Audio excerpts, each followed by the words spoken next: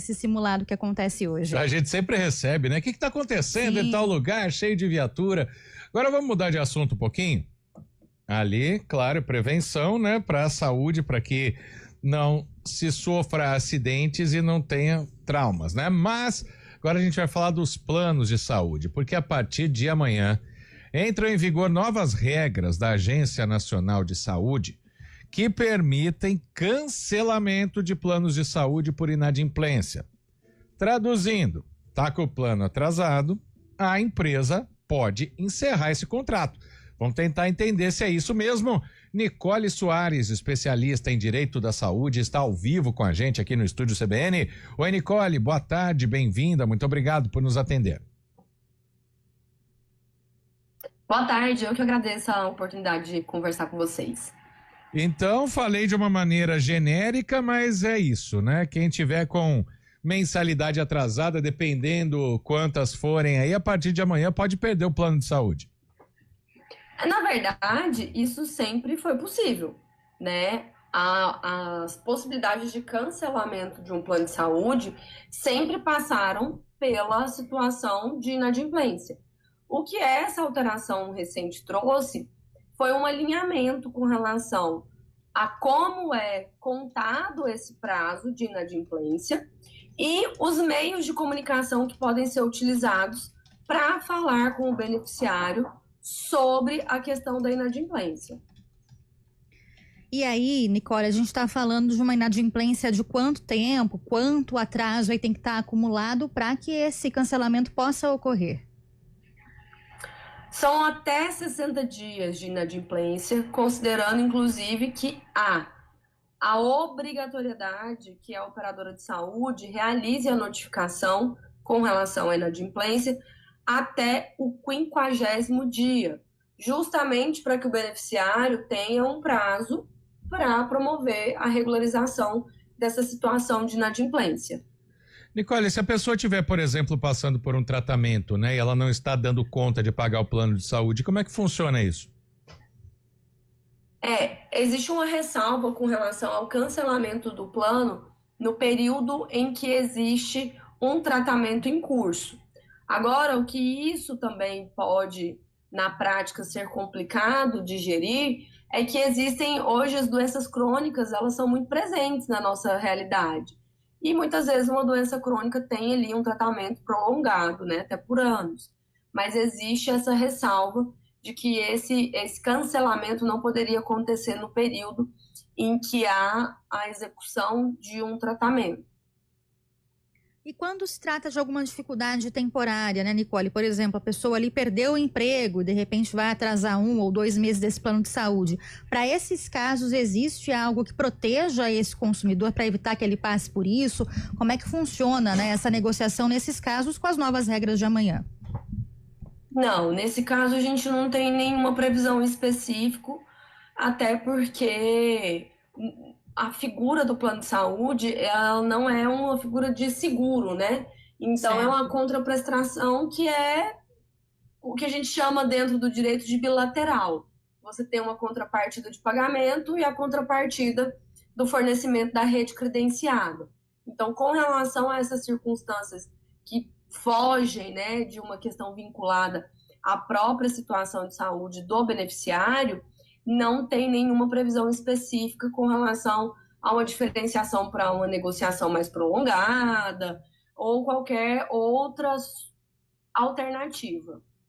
Existe alguma possibilidade, por exemplo, de a pessoa tentar fazer, que seja uma consulta, tá? Mas pode ser uma cirurgia, seja o que for, sem saber que o plano está cancelado? Porque todo mundo que tem uma carteirinha de plano de saúde, a gente tem lá, válido até tal data. Às vezes a pessoa acha que a carteirinha está válida, mas o plano cancelou pela inadimplência.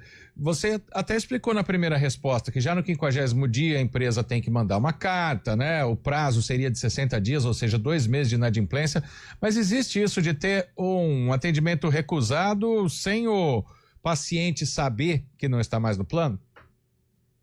Então, essa alteração agora é justamente em decorrência dessas circunstâncias que aconteciam.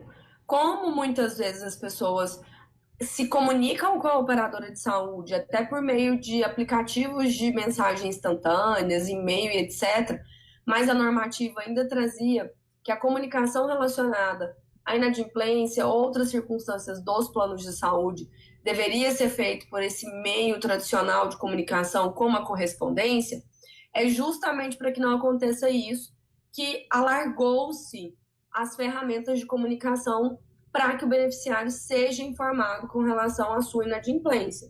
Lembrando que, exceto num problema em que ele colocou num débito automático, aconteceu alguma coisa com a conta, algo do tipo, é muito complicado você partir do pressuposto que o beneficiário não sabe que está inadimplente, até porque é ele que realiza esse pagamento. Esse é um ponto que precisa ser trazido também, é que essa normativa, ela trata justamente das relações entre beneficiários e operadoras de saúde em que há o pagamento direto. A gente não está falando daqueles planos que são coletivos, que são pagos muitas vezes por meio de uma intermediação com uma outra entidade, com uma empresa e etc. Então, é justamente para regulamentar de uma maneira mais eficiente essa relação entre o beneficiário e a operadora de saúde que estão em contato direto. Agora, afinal de contas, né, Nicole, você como especialista aí da área, acredita que essas mudanças que entram em vigor amanhã, elas protegem mais os consumidores ou as operadoras de plano de saúde?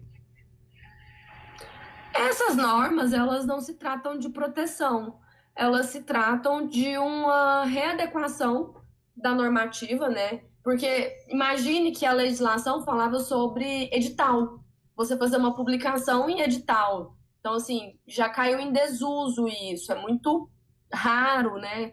Isso ser minimamente eficiente. E não contemplava a utilização de outras ferramentas, como o que a gente usa, e-mail, mensagens por meio eletrônico. Então, nesse caso em específico, é muito mais uma atualização dessa normativa para garantir segurança contratual, tanto para o beneficiário quanto para a operadora de saúde. A gente não está falando de uma modificação.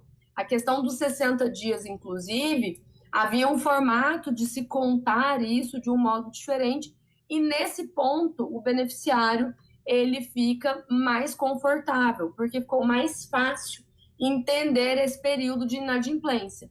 Porque antes você poderia contabilizar assim, 3 dias de inadimplência, depois mais 4 dias, depois mais 5, depois mais 10. E isso gerava confusão. Então, isso é mais clareza para o beneficiário nesse ponto.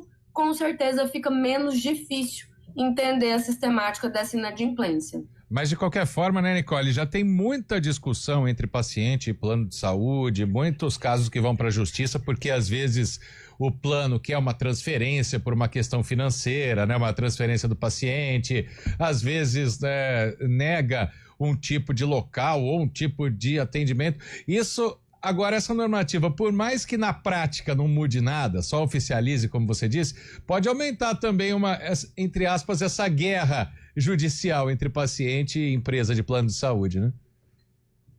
Não, essa normativa não.